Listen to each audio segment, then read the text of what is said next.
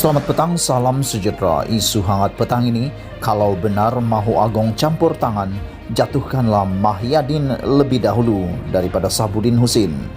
Berita sepenuhnya, rasa meluat rakyat kepada kegagalan PN sebagai kerajaan, seterusnya disertai keinginan untuk mendapat kerajaan dan Perdana Menteri baharu kini boleh dikata sudah berada di tahap paling maksima yang tidak pernah berlaku sebelum ini. Ia sehingga ke peringkat ada yang merayu dan mengutus surat kepada Yang di-Pertuan Agong agar Baginda sebagai Ketua Negara dapat berbuat sesuatu, memilih kerajaan dan Perdana Menteri baharu bagi tujuan menyelamatkan negara dan nasib rakyat dalam kadar yang sesegera mungkin. Di media sosial pula, lebih ramai yang tampil secara pribadi menulis kata-kata rayuan kepada Agong dengan maksud serta tujuan yang sama. Realiti ini memperlihatkan PN sebagai kerajaan dan Mahyadin Mat Yassin sebagai Perdana Menteri benar-benar sudah gagal dan ditakrif tidak lagi berfungsi. Sebagaimana disebut banyak kali dalam tulisan dan artikel sebelum ini, inilah kerajaan dan Perdana Menteri terburuk sekali yang pernah ada dalam sejarah negara sejak merdeka. Meskipun negara mengamalkan demokrasi berparlimen dan rakyat pada hakikatnya mempunyai hak serta kebebasan tertentu, tetapi dengan Mahyadin menguatkan darurat yang bersekali dengan parlimen turut digantung dan ia akhirnya difahami serta disedari lebih bertujuan melindungi kuasanya berbanding untuk memerangi COVID-19, semuanya jadi terbatas dan tersekat begitu saja. Tidak cukup dengan itu, di bawah ordinan darurat ini, melalui penguatkuasaan undang-undang yang diperketatkan, kemungkinan seseorang itu dihukum, didenda tinggi dan dipenjara lebih terbuka lagi. Lantaran itu, selain seruan agar rakyat terus bangkit menuntut perubahan dan menolak PN dan Mahyadin ini bila tiba waktu pengundian sentiasa berterusan. Jalan terakhir ialah merayu dan meminta campur tangan Agong, tentunya dengan harapan agar derita serta sengsara diperintah oleh kerajaan gagal ini dapat dipercepatkan titik akhirnya.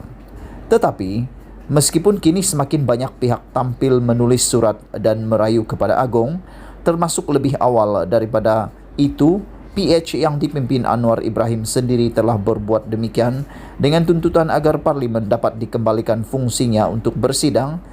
Apakah semua usaha ini akan memungkinkan berlakunya perubahan? Secara amnya, memang tidak salah meminta campur tangan Agong atau menulis surat kepada Baginda. Namun harus juga difahami, negara ini mengamalkan demokrasi berparlimen dengan Agong adalah ketua negara, sementara Perdana Menteri merupakan ketua kerajaan. Sebagai ketua negara, sebarang tindakan atau keputusan Agong mestilah atas nasihat Perdana Menteri atau Mahyadin selaku ketua kerajaan.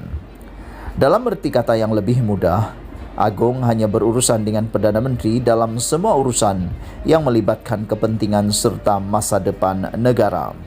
Agong juga tiada kuasa memecat Perdana Menteri, melainkan Perdana Menteri sendiri yang sedia meletakkan jawatan atau jika dinasihatkan oleh Baginda berbuat demikian. Namun demikian, melainkan kiranya berlaku keadaan yang cukup kritikal, maka tidak ada catatan sejarah sebelum ini di mana Agong pernah meminta atau menasihati Perdana Menteri untuk meletakkan jawatan. Bahkan, dalam kes Tun Mahathir Mohamad meletakkan jawatan pada 2020 dahulu, Agong sebaliknya yang menasihatkan bekas Perdana Menteri itu agar tidak meletakkan jawatannya. Agong hanya akan campur tangan untuk memilih ketua kerajaan baharu jika Perdana Menteri sudah meletakkan jawatannya. Campur tangan istana ini bukan saja pernah berlaku di peringkat persekutuan ketika Tun Mahathir meletakkan jawatan pada 2020 lalu.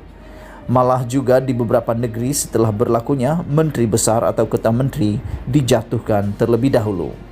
Maka itu, meskipun wujudnya kecenderungan meminta campur tangan Agong itu memperlihatkan suara derita rakyat yang kian merata, mahukan perubahan dan gambaran tidak tahan lagi terus diperintah oleh sebuah kerajaan yang gagal, realitinya adalah sukar, bahkan hampir mustahil untuk mengharapkan berlaku apa-apa. Apa-apa kemungkinan untuk berlaku mesti dimulai dengan Muhyiddin dijatuhkan terlebih dahulu. Selepas itu barulah tiada pilihan untuk Agong campur tangan memulihkan keadaan. Tidak perlu menunggu parlimen dibuka atau bersidang terlebih dahulu untuk menjatuhkan Perdana Menteri, kerana sebagaimana Tun Mahathir telah dijatuhkan hanya melalui gerakan di sebuah hotel dan beberapa ketua kerajaan negeri sebelum ini pula ditumbangkan melalui kesepakatan yang tidak kelihatan. Makanya di mana-mana pun seorang pemimpin itu boleh ditumbangkan. Tanpa adanya gerakan atau kesepakatan untuk menjatuhkan Mahyadin adalah sukar untuk Agong campur tangan, dan sudahnya jika Perdana Menteri tidak dijatuhkan, kita akan terpaksa melalui derita. Ditabir kerajaan gagal ini lebih lama lagi, sehinggalah detik PRU 15 yang entah bila tariknya akan ditentukan. Ditulis oleh Sahbudin Husin, 7 Jun 2021. Sekian isu hangat petang ini. Jangan lupa tekan butang subscribe dan kita jumpa lagi. Bye-bye.